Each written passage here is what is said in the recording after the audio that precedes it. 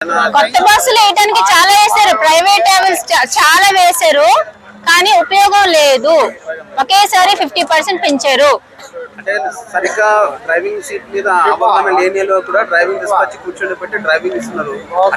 అట్లాంటి వాళ్ళకి పర్మిషన్ ఇవ్వడం ఎట్లా అంటారు? లేదు, మరి ఆర్టీసీ ఎక్స్ట్రా బస్సులు వేసారో లేదో తెలీదు. ఆర్టీసీ బస్సులు తక్కువ అవటం మీద ప్రైవేట్ వాళ్ళకి ఫుల్ గా బెనిఫిట్ అవుతుంది. అది గవర్నమెంట్ నుంచి సరైన ఇదేం లేదు. ఎక్స్ట్రా బస్సులు వేయాలి, స్పెషల్ బస్సులు అన్నారు, కానీ అవి కూడా సరిపోక క్రౌడ్ చాలా ఉంది.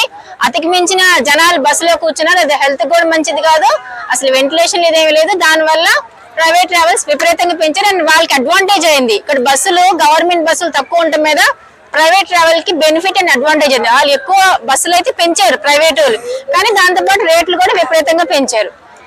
అది 15,000 లేదు, 4,000 ఇదివరకు ఎప్పుడో 4 years క్రితం ఎప్పుడో బ్యాక్ అప్పటికే 1,500 2,000. ఇప్పుడు అంత లేదు, ఎక్కడ చూసినా 4,000 ప్రైవేట్ ట్రావెల్స్.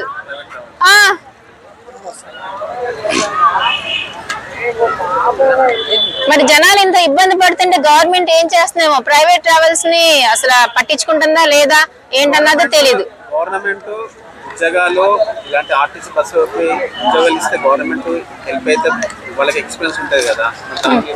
ఏంటండి గవర్నమెంట్ డ్రైవింగ్ ఉద్యోగాలు, గవర్నమెంట్ బస్ డ్రైవర్స్ ఎక్స్పీరియన్స్ లేని డ్రైవర్స్ వేస్తున్నారా? వేస్తున్నారు.